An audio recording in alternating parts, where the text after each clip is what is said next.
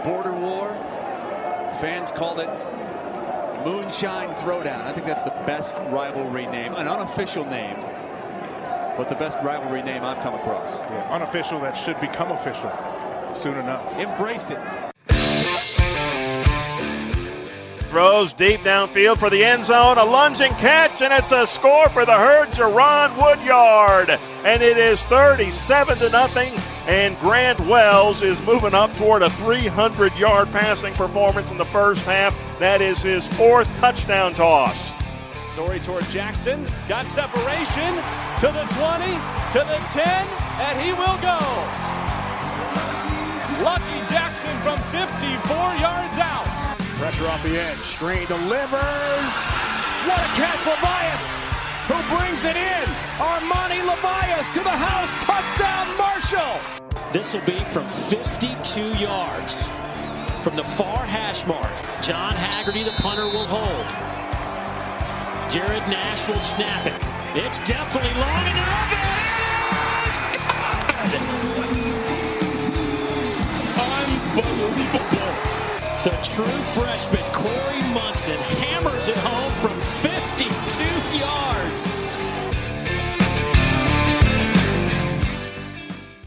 Welcome back to the Moonshine Throwdown podcast. We've got a big game to preview right now. I got Trace with me. We're going to be previewing Appalachian State's trip to Huntington to face the Herd this Saturday, September 19th at 1:30 p.m. Eastern. Game will be broadcast on the CBS Sports Network, so another big network game for the Herd. Appalachian State coming to town as easily one of the top, Trace, you say top 5 G5 programs in the country over the last whatever. I always say top 3, so we're really kind of splitting hairs there, but it is what it is. Any way you slice it, big game this weekend, measuring stick game this weekend for Marshall.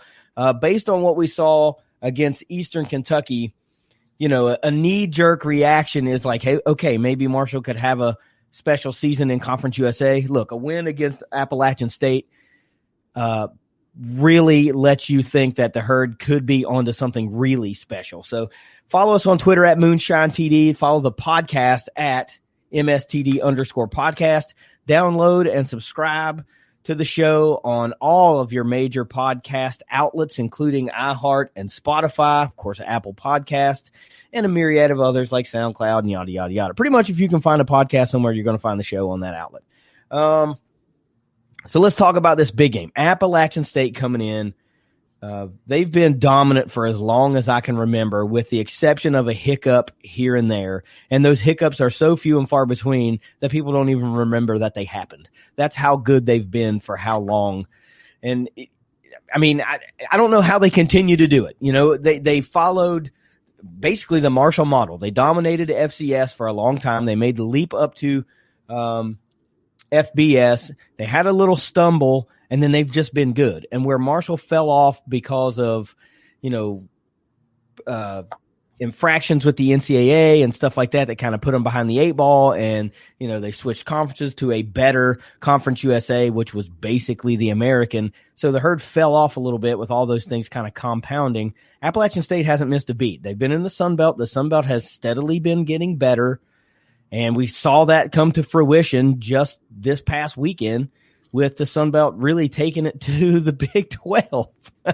So yeah. It's not like it's weak football. It's good football. Just Appalachian State has been kind of, I don't want to say head and shoulders above everybody, because there's been a couple of good teams that have challenged them each year. They haven't come in and just gone undefeated every year, but nobody's going to say that they're not one of the finer G5s in the country. If you are, you're a hater, or you're lying to yourself. So Trace, before we get into stats and things like that, what do you like about this matchup with Appalachian State? Now, look, a long time ago, this was old Southern Conference rivals. Before my time, before your time, some of the older members of the Marshall fan base can really identify with going at it hardcore with Appalachian State. So it's nice to see a rivalry of sorts renewed, but just for what it means right now, is, for pecking order in the G5 or FBS game or whatever you want to call it, quality win potential, any of that, this is a good game to have on the schedule. So what do you like about the matchup? And then we'll talk about some stats and stuff. Yeah, I mean, there's no denying that this is a very intriguing matchup. I think everyone would agree with that. I actually saw some tweet from a certain college football Twitter account, like I don't remember what it was, but they said that they think that's their week 3 prime time, like the best matchup of week 3 is Marshall and Appalachian State. So I mean, it's definitely a game it's going to be pretty sought after, and especially for Group of 5 fans, because a lot of people got to see Marshall in week 1 just throw out old Eastern Kentucky. A lot of people watched Appalachian State win yesterday against Charlotte in a game that was a lot closer than the final score indicated, which we'll save that for later. This game, that game yesterday between App State and Charlotte made me think that Marshall has a better shot in this game than I maybe originally had thought.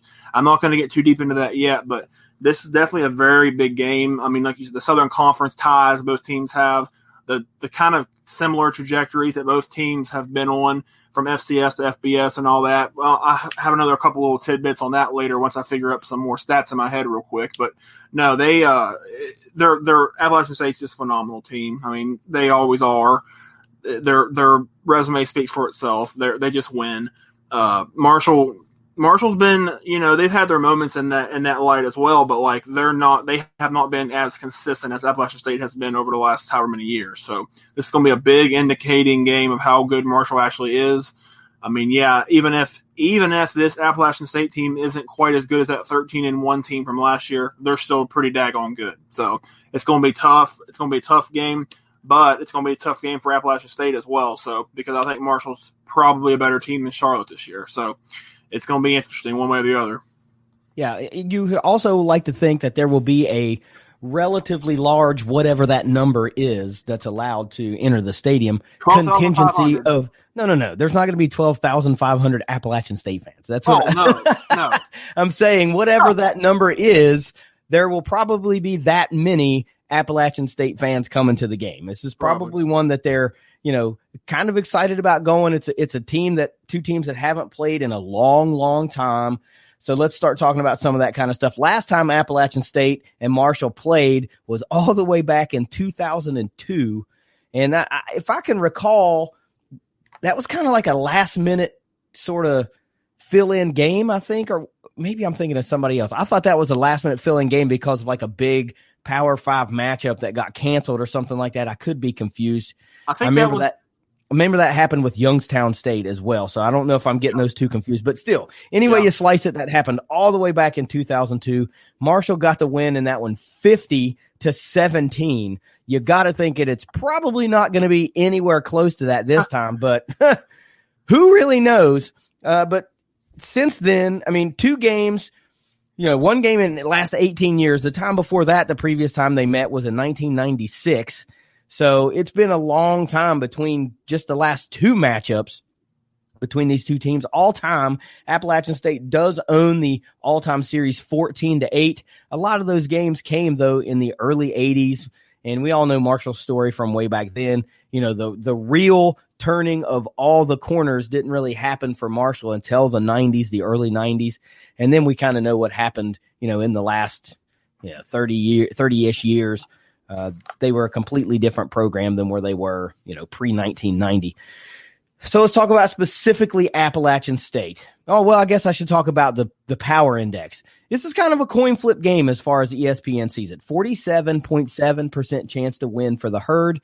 I mean, given that they're the home team and still a slight home underdog, that I guess that kind of means they like Appalachian State a little bit more than just a coin flip. If this game were in Boone, it might be a little bit more lopsided.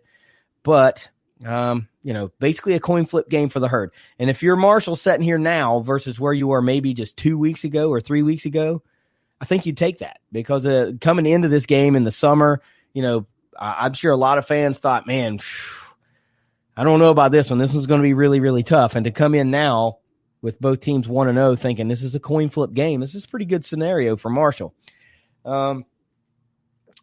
There is no line since we're recording so early. I mean, it's Sunday, it's Sunday afternoon, and I'm not going to be available to do this the rest of the week. So we're doing a very, very early preview. So there's no line right now. I'm sure one will come out obviously as the week goes along, but right now there's not one to talk about.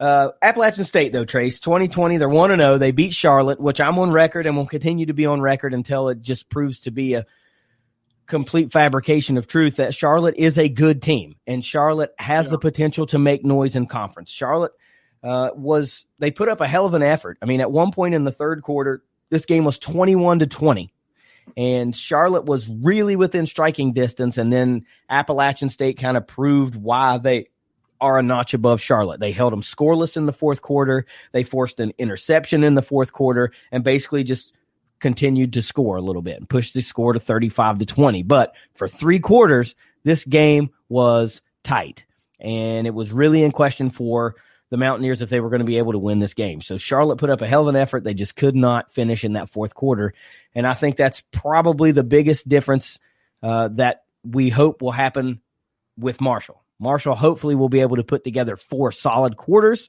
Also, I'll go ahead and say that I think Marshall's defense is probably several ticks better than Charlotte's defense. So, call it what you will. Trace, how about a few tidbits you got on Appalachian State before we start talking player stats? Yeah, I mean, just based on what I was watching yesterday, I mean, you could see certain guys stood out over others. I mean, I think that quarterback was like preseason offensive player of the year in the Sun Belt. I can't remember his name. His last name Thomas, I think. Yeah, Zach Thomas.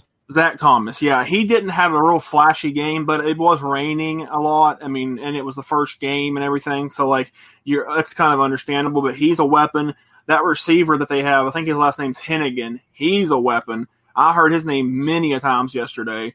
The running game, looks like they have a really good balanced attack at running game, kind of like Marshall has. I mean, I don't know if they have a running back like Brendan Knox, but they have a stable of guys that ran for good chunks yesterday.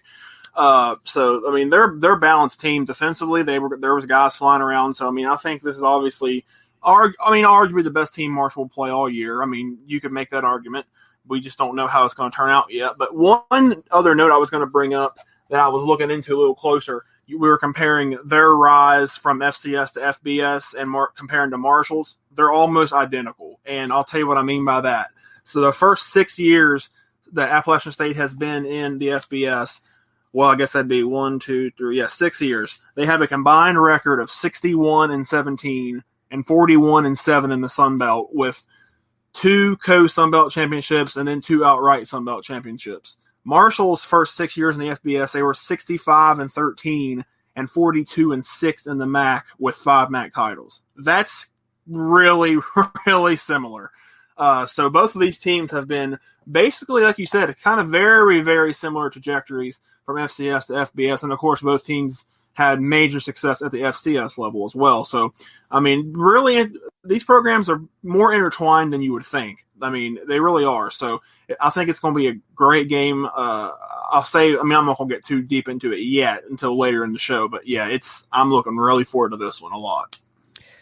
So let's talk about the consistency that Appalachian State has shown for seemingly ever. But, I went all the way back to 2005 just to kind of put a period on how good this team has been for how long. And they were good before that. I just stopped at 2005 or started at 2005, however you want to look at it. Since 2005 through 2019, Appalachian State has had 10 seasons of at least 10 wins. Okay? 10 seasons with at least 10 wins. And they went 4-8 in 2013, and then they immediately bounced back and were at 11 wins by 2015. And since then, they have not lost or not won fewer than 9 games. I mean, They had the hiccup like Marshall had going 3-9 in 2017, and it's kind of been, bounce back. Well, Appalachian State had that hiccup, and they just straight shot right back up. One more 7-win season, I think it was, in 2014, and then bam, 11 wins in 2015. And it's been 10 wins, 12 wins. It gets tiresome to hear, another week, another Appalachian State win. But, it's kind of like death and taxes. Appalachian State's going to be good again. The third certainty of life, it seems, for the last 2 decades. Last week against Charlotte, They put up some healthy numbers, 527 yards of offense, 308 of those yards were on the ground. You mentioned how good their running backs were. They had 2 backs go over 100 yards in that game. Defensively, they gave up 286 yards and didn't get gashed really one way over the other. They gave up 140 rushing yards, 146 passing yards to Charlotte. Again, Charlotte is a good team, but I think Marshall is a better team, especially on the defensive side of the ball. So I would hope that they can keep Appalachian State well under 300 yards rushing for the game. Appalachian State did not do a very good job of taking care of the ball against Charlotte. They had 3 turnovers against the 49ers, 2 fumbles and 1 interception thrown. So you might think, wow, that's why the game was as close as it was, but not really, because Charlotte turned it over 2 times themselves. So it's not like, Charlotte was like +4 in the turnover game or anything. They were only +1. So players to look out for. You mentioned the quarterback, number 12, quarterback Zach Thomas, not the Hall of Fame linebacker from the Miami Dolphins from yesteryear. Also of note, one of my very best childhood friends was named Zach Thomas. Probably not that guy either, but nonetheless, 6'1", 210-pound senior, very senior heavy on these players we're going to talk about. 14 of 21 last week, 204 yards, 1 touchdown, 1 interception. Number 8, running back Marcus Williams Jr., 5'10", 210-pound senior. Marcus Williams Jr., not Marcus Williams a junior. Marcus Williams Jr., a 5'10" senior, 14 carries, 117 yards, 1 touchdown, 8.4 yards per carry. Number 6, running back Cameron Peoples, 6'2", 210-pound sophomore, 13 carries, 102 yards, 1 touchdown, 7.8 yards per carry. Yeah, that's right. 2 backs went for at least 7.8 yards per carry. And number 5, the aforementioned wide receiver, Thomas Hennigan, 6'1", 210-pound senior, 5 catches, but 120 yards and a touchdown, 24 yards per reception. So they were gaining yards in chunks. Okay, doesn't appear from these stats and averages that it was very long, drawn out, sustained, like 15 play drives. It looks like it was chunk yardage that Charlotte was allowing to happen. Defensively for the Mountaineers, number 7, linebacker Trey Cobb, 8 tackles was the leader last week, 2 solo, 1.5 tackles for loss. And number 8, defensive back Shamar Jean Charles, 7 tackles, 4 solo, 4 passes defended in 1 game. That's a pretty good season for a lot of freaking DBs, and this guy had 4 in a game. But as a team, just 1 sack against Charlotte. So maybe those mobile quarterbacks give those guys a little bit of trouble. We'll see. So given all that, Trace, what do you expect to see from Marshall this week? What do you think the game plan's going to look like? That's an interesting question, ain't it?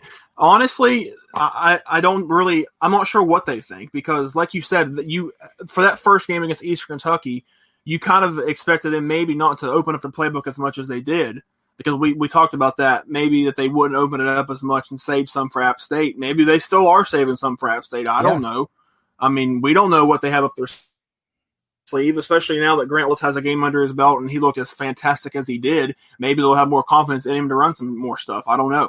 But, I have a few – obviously I have my points of victory, but one of those points, a little precursor to what one of them will be, is I think they need to be aggressive offensively. I can tell you that much. I think they really need to be aggressive offensively, because I don't think you can go out there and beat them playing, 1985 Big Ten football. I don't think that's going to work. So you're going to have to, do a lot of the same stuff you did against EKU, and then maybe even then some. Like Marshall, we know how good Brendan Knox is. We know the running game is going to be there for the most part. We know the O-line is great. And you said that App State only had 1 sack. Well, it's probably going to be tougher to get more sacks on this Marshall O-line. I can tell you that much. So, Marshall's got some advantages in this game. There's no denying that. App State, they are what they are, but they can be had. They definitely can be had. Charlotte was right there with them the whole game. Until the very end, when they finally just put it away within the last couple minutes. So, Marshall can win this game, and it's at home. So Marshall's got several advantages, but it's just a matter of, which I'll save this part for later too, but Just go out and show me you can do it. Just you got to show me. So when was the last time you might look and think, hey, is this the game that somebody else circled on the calendar as a potential trip-up game? Has Marshall been that team in a while? I mean, I don't think that they have, because it seems like pretty cut and dry for Marshall. Either they're the favorite and they take care of business, or we can circle that game that we believe will be the trip-up game for the Herd. It hasn't been very long. I can't remember ever doing it, really, to where I've looked and thought, hey, this could be the game that the opponent looks and circles as the trip-up game for them. But that might exactly be what this game is for Appalachian State. They might be thinking, this was going to be an easy win, blah, blah, blah, redshirt freshman quarterback, and yada, yada, yada. And, Marshall might catch him and, get a very impressive win. I think it will be a definite impressive victory, one for the signature book for Doc Holliday if the Herd's able to pull this one out. Here's what I expect to see from Marshall, and I could not have been more wrong about what I thought I was going to see the game plan look like for Marshall. I mean, we talked about it. I thought it was just going to be run Brendan Knox, run Sheldon Evans, shorten the game, get the win, and get out of there without giving anything away. And we said it in the wrap-up against Eastern Kentucky.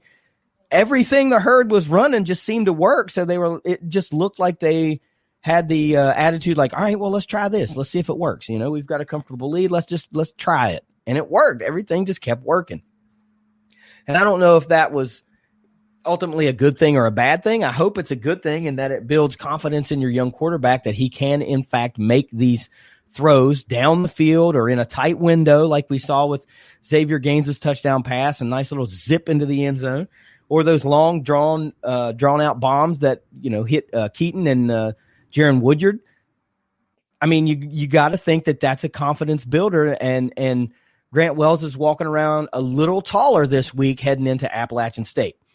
But here's what I expect to see from Marshall. I fully expect this to be a battle of the offensive lines. We just saw that Appalachian State had two runners go over 100 yards with chunk yardage per carry.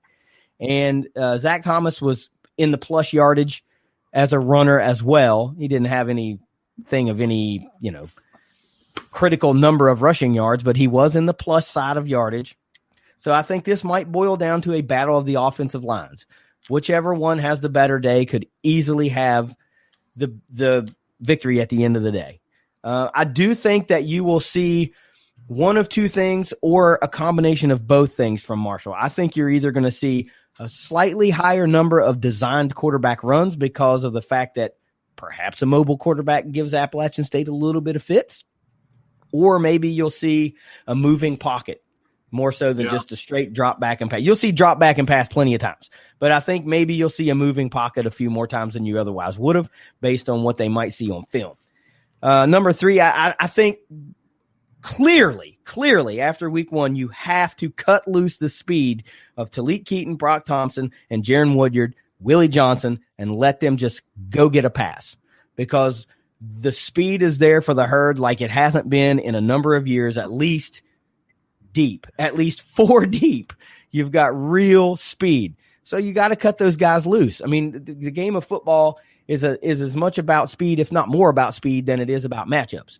So it doesn't matter if you can make the tackle. If you're not fast enough to get to where you need to be to make the tackle, it never comes into play. So you got to cut those guys loose. And along with that, I think the number three thing I would expect to see from Marshall is that they're going to challenge these Appalachian State DBs.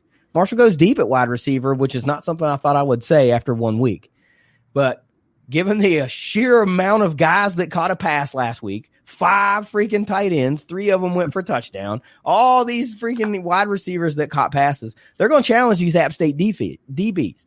And it doesn't have to be, best on best, because Marshall's third or fourth best, so to speak, wherever they're lined up in what particular package, could easily line up against Appalachian State's third DB and be way better than that guy. So you might not necessarily see Talik Keaton with a big stat line. Maybe it's a guy like Willie Johnson that's cutting loose this week. Maybe it's one of those tight ends that's cutting loose this week.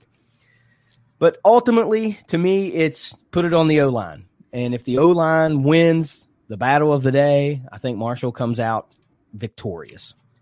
I could be wrong. They might drop back and pass it 75 times and 600 yards and 8 touchdown passes, but that's fully what I expect to see. A very nice, balanced attack from the Herd with a few new wrinkles building upon what worked last week. Now, Eastern Kentucky and Appalachian State could not be more polar opposite, right? We know that. So you'd be naive to think that everything that worked against Appalachian State or Eastern Kentucky will work against Appalachian State, but some things will. Definitely some things will. So what do you expect to see? Well, let's say, what's the Herd got to do specifically to get a win in this game, Trace? Many things, but the ones I wrote down, I think if they could do these, they'll be in excellent shape. So the first thing I wrote down, not because it's the most important or anything, but the first thing I wrote down is they need to stop the Appalachian State rushing attack. I think we both mentioned that the fact that Appalachian State ran the ball for a lot of yards against Charlotte, over 300, had several guys really contributing big time, 2 guys over 100 yards. I mean, if Marshall lets that happen, even if they let anything close to that happen, that's a bad, bad omen for the rest of the game. Because if they're running the ball well, then the pass is going to open up, and it's just going to get just probably really dicey for Marshall defensively. So I don't think they're going to give up 300 yards rushing to them, but they really need to stop that rushing attack. If you take away or at least limit, keep it at a modest pace, their running attack, then that will help you in the passing game as well, trying to defend that. So stopping the run would be huge in this one.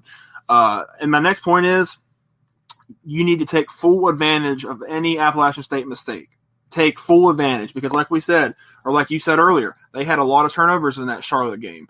Now, it probably has a lot to do with the fact that it was raining and the weather was bad, but if Appalachian State, whatever mistakes they make, whether it's turnovers, whether it's costly penalties, whether it's whatever the case may be, Marshall needs to take advantage of that because if Marshall can do that, then that's an immediate leg up on Appalachian State right there. If they take advantage of their mistakes, their turnovers, their this, their that, Marshall's sitting pretty. But and of course, on the flip side of that, Marshall can't turn the ball over a lot themselves. That goes without saying. But if you take advantage of the Appalachian State mistakes, then Marshall right there puts them ahead, in my opinion. So got to do that. My next point is, which I led into this earlier, I need to see aggressive play calling in this game. I think you have to play to win. You can't play not to lose. I mean, that's one of the oldest sayings in sports, or football, but it's just so true. Just play to win. Don't play not to lose because usually that is never the way to go. It usually always results in what you're trying to avoid. So if Marshall plays aggressive here, if they open up the playbook, if they get Wells really going, let him do his thing, forget the fact he's a freshman, air it out, run some trickery, any kind of stuff like that, then they have a chance because, Appalachian State's going to know. They're going to know how to shut down a base offense. It's nothing for them. So, you're going to have to open up the playbook, I think, to be able to win this game. And then my last point is Grant Wells must shine in this game. Now, I'm not saying I'm not saying it'll have to be like he was against Eastern Kentucky where everybody was saying he was a Heisman candidate or anything, but but he's going to have a really good game here. You can't go out and have an average 135-yard, 2-interception game or something. That's not going to win you this game. I don't care how many yards Marshall runs for. If he's not playing well, I don't think they can win the game. So he has to play well. He doesn't have to throw for 350 yards and 4 touchdowns, but he has to play well, has to try to, at least avoid mistakes, avoid turnovers. Of course, if he could have a game like he did against EKU, that'd be wonderful. But, just don't expect that. But even if it's not as good as that, he still has to play well, in my opinion. So, big point right there, no doubt. Look, an average game for Grant Wells is 307 yards and 4 touchdowns. What are you talking about? That's average, yeah. That is the average. No, I get entirely what you're saying. Look, for me, my number one point is exactly your number one point. They have to outrush Appalachian State. But I took it a step further. They also have to outpossess Appalachian State. I know that Marshall's got the capability to get that quick strike touchdown. We saw it last week. Well, so does Appalachian State. We've seen it in these yards per carry, yards per reception averages. Quick strike will happen. But when the dust settles and it's all said and done, Marshall's going to have to outrush, and I don't mean by a yard, and they're going to have to outpossess, and I don't mean by a minute. It's going to have to be pretty convincing. The Herd's going to have to hold on to the football, and that goes along with your turnover comment. You got to play clean ball, man. You cannot give Appalachian State any extra opportunities to win the game. I mean, Charlotte did in the fourth quarter, and that's ultimately really what killed them. They were within a point, and they were held scoreless, or they had the punt or whatever, and then they had an interception, and those plays were bookended by Appalachian State touchdowns. It's just, they will kill you if you give them an extra possession or two. Number two for me, you have to use Xavier Gaines in this game as the true weapon, versatile weapon that he is. You absolutely have to do that. Given the fact that we think that there may be a little bit of a defense issue with mobility from the quarterback position, does that not just play into the wheelhouse of what Xavier Gaines brings to the table? I mean, he can throw the ball, he can run the ball, he can catch the ball. This seems like a prime game where he might do all of that. So you're going to, of course, see Grant Wells primarily the lion's share and then some of the game, but it's not going to surprise me to see Xavier Gaines get a few designed runs from the quarterback position, maybe even a couple of designed passes like you alluded to in the position group breakdowns in this game. But he's got to be utilized for his versatility. He is so much of a mismatch that, and Marshall's proven that they have so many other guys that no matter where you line Gaines up, you have to account for other people. You can't just go, okay, Gaines is in the backfield now, this is going to be a design run, no doubt. Well, that's not true. Just because you might have moved your tight end one behind center or in the shotgun doesn't mean that you took out a lethal weapon in the receiving game at all. We saw that last week. So he has got to be utilized as the true weapon that he is. Number three, huge point. Get off of the field on third down. We saw that absolutely kill Western Kentucky against Louisville last night. Absolutely took the game away from the Toppers. They could not get Louisville off the field. And if the Herd cannot get the Mountaineers off of the field on third down, they have no chance. Sustained drives, extra opportunities, extra series will come back to bite you. It just will. Against a good team, you have to get off of the field when you have the opportunity to. Number four, Trace, I'm touching all three phases. Airtight special teams. How you like that? Airtight. Yep. Kick coverage, kick return, punt coverage, and field goals and extra points. Shane Tucci, excellent debut. 1 field goal, 8 for 8 on extra points last week. Let's see more of that. The Appalachian State field goal kicker did miss a field goal last week against Charlotte. So based on a 1-game sample, you got to give the nod to the Herd kicking game over the Mountaineer kicking game. You just have to. One missed a kick, the other did not. Airtight special teams is going to be super key. If the Herd can play with a short field and flip the field when necessary or when the opportunity presents itself, you know those things. That's football 101, man. I mean, you do those little things and the big things seems to take care of themselves. And this is really what that game feels like. If Marshall can take care of business, catch a break or two, and play aggressive offense like you say, and I wholeheartedly agree with, there is absolutely no reason why Marshall cannot win this game. They cannot play like timid football. They got nothing to lose. They have absolutely nothing to lose. This game doesn't affect the Conference USA standings. Marshall has the opportunity to raise the bar for themselves a little bit. And if they lose this game, most folks are going to go, well, Appalachian State's good again. Marshall gave them a game, but just like we said for Charlotte. But if they can win this game, they put everybody in the conference on notice. They put a lot of people nationwide on notice. And if Grant Wells goes out and dazzles, he really puts the country on notice. All right, 200 proof player time. Who's your guy this week against Appalachian State? Well, I'm flipping it up, and I'm going on the defensive side of the ball, and I'm going with Devontae Beckett for my 200 proof player. I think this is going to be a game where he just goes out there and has a monster stat line. I mean, I don't know what it's going to be, but I would expect 10 to 15 tackles, to tell you the truth. 10, 15 tackles, maybe a sack or sack and a half or two, maybe I don't know, a couple tackles for loss, maybe even a pick. Who knows? I mean, I could really see a huge game for him in this one.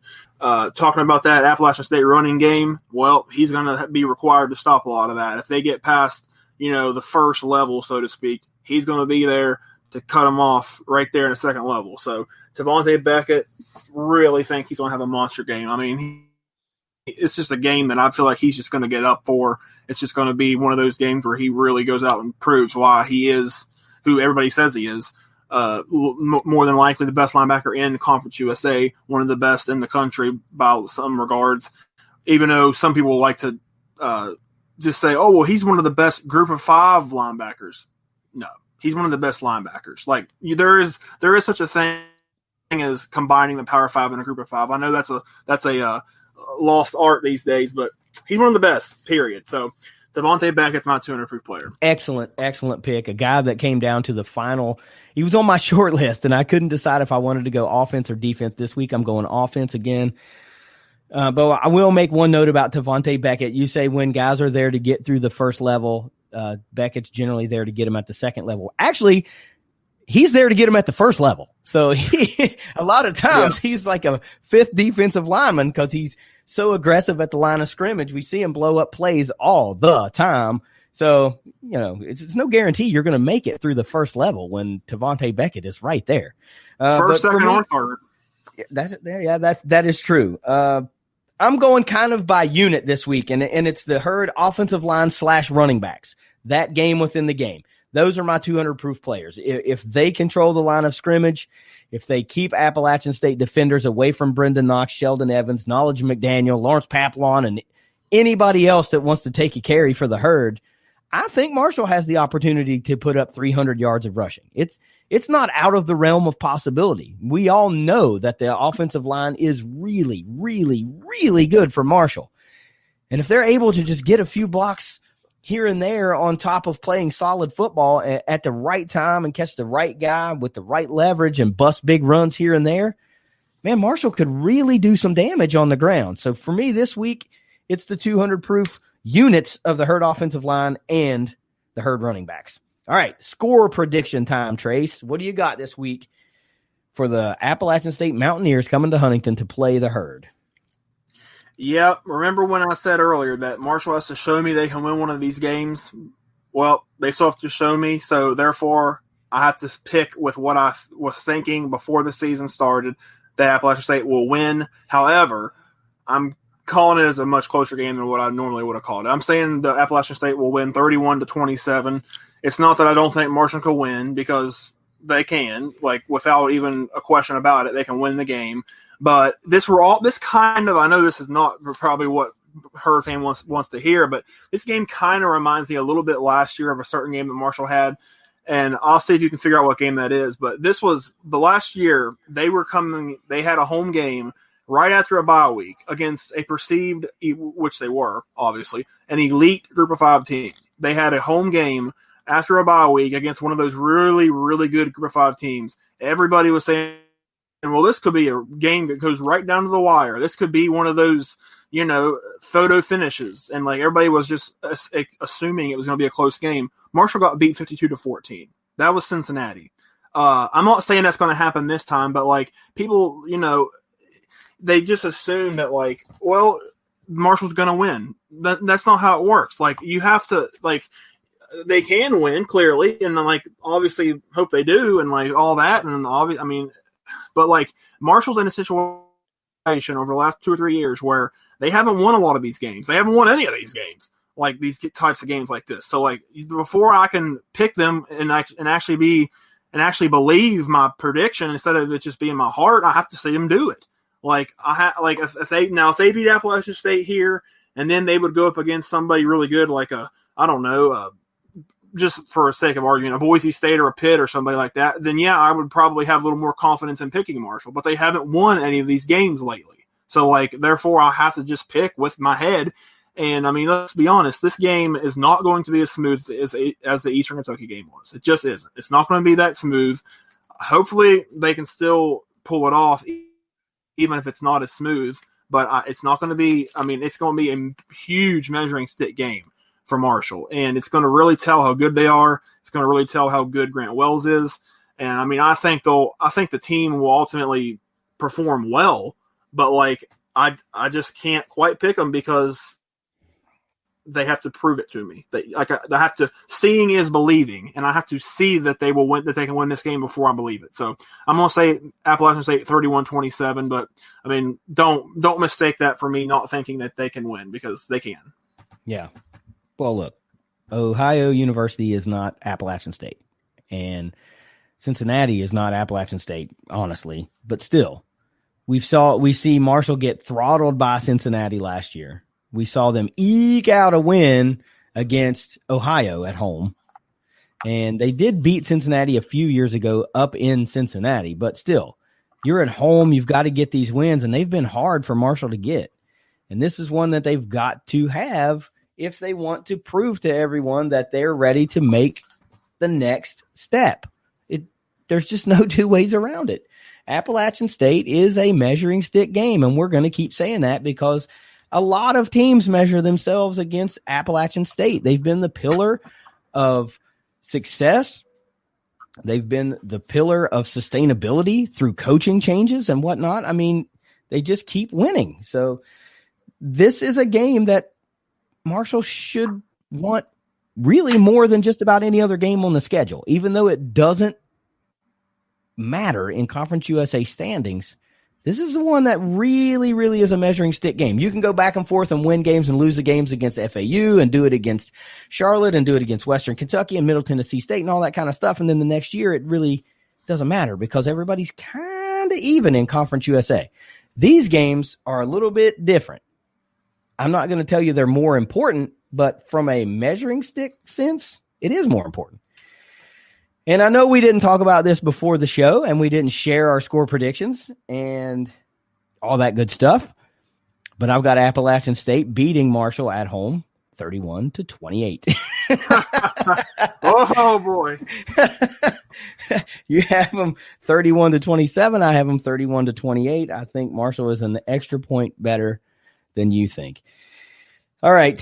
Final thoughts, and then we will close out of here, and I guess hope we're both proved wrong on Saturday. 100%. I definitely hope we're both wrong. But, I mean, it's like I said before. I mean, this is a game that's tailor-made for Marshall to go out and win. I mean, think about it. Appalachian State's kind of a little not reeling, but, like, they're not – the week one wasn't as smooth sailing as people thought it would be for them at home. And now they're going to have to go on the road at a team that is smooth sailing right now. But it was, I mean, granted, it was against a bad FCS team, but Marshall still has a lot of momentum. They have a lot of things going in their favor. They're going to have the home crowd, whatever it ends up being. I mean, they're going to have a lot of the advantages in those regards. And, I mean, we talked about some matchup problems that could arise for Appalachian State that could go in Marshall's favor as well. So, I mean, Marshall really – it's the same thing with last year, Cincinnati. I'm like, oh, well, Marshall's coming off of a bye. You know, they just won a big rivalry game. Cincinnati's looking ahead to UCF maybe and all that, and, like, ended up being a complete dud. So, like I said, I'm not saying that's going to happen again, but, like, this is one of those examples where if you want to see, or if you think Doc will be the coach beyond this season and he'll be the coach moving forward, this is the game he has to win, period. It's just that's it. He has to win this game.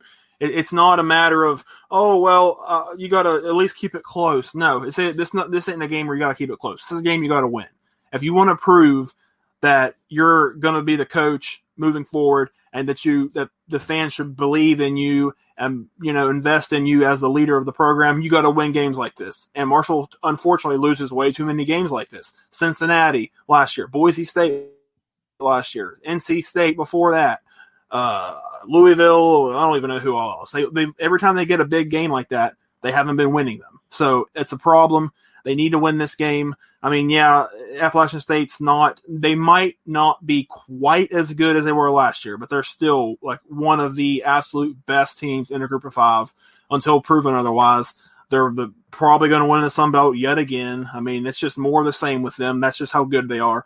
But Marshall needs this game. They need it. And if they can, and honestly, if they don't win this game, it's going to be tricky because Rice, the Rice game would have been the game after that, and I don't think that game's at least going to happen when it was supposed to happen. So then their games after that would have to be Western Kentucky and Louisiana Tech on the road, I think. So those are going to be tough. Like if Marshall's 1-1 and then they're playing those 2 games on the road, like that's going to be pretty dicey. So they really need to get a leg up here and go 2-0. But I mean, like I said, it's just me not.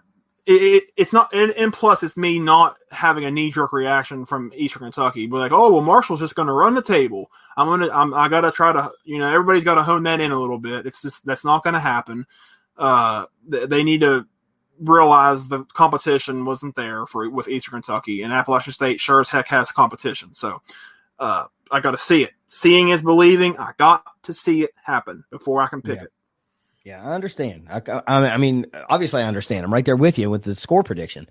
A couple of things I've got to talk about with Appalachian State that you cannot deny. Of course, they were probably a little rusty against Charlotte because if you'll recall, they had to suspend football practices a couple of weeks back because of a COVID outbreak or something like that. Whatever it was, they had to suspend practice. I don't know how long that went, if it was a week or a day or whatever, but their program was suspended. Their schedule and all of that was suspended, so they had a little bit of a hiccup, and it puts ripples in the pool with what you're trying to do. So that cannot be overlooked. And now that they've played a game, they realize, all right, we can win.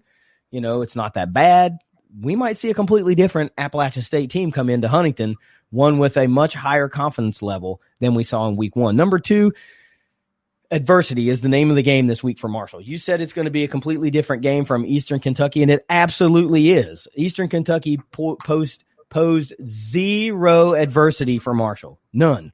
You said in the wrap-up, what was the worst thing that happened? A quarterback sack or a negative run play? Yeah, that was pretty much the negative of the whole day.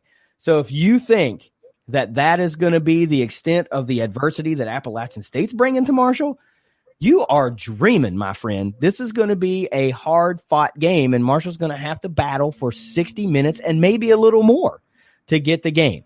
This is one of those games where you're going to have to play through the whistle, not to the whistle. You're going to have to play detail-oriented football. You're going to have to do your job the best that you can.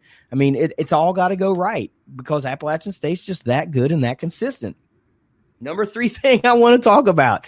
How sweet would this be off of the heels of the weekend that the Sun Belt just had ripping through the Big 12 for then their arguably top 1 or 2 team to come into Huntington and get beaten at the hands of the Herd and bring all that Sun Belt noise kind of crashing down a little bit. And you say, okay, well, they had a great weekend in the Big 12, but man, Appalachian State just took an L at the hands of Marshall. Maybe Marshall's a little bit better than we all thought they were going to be.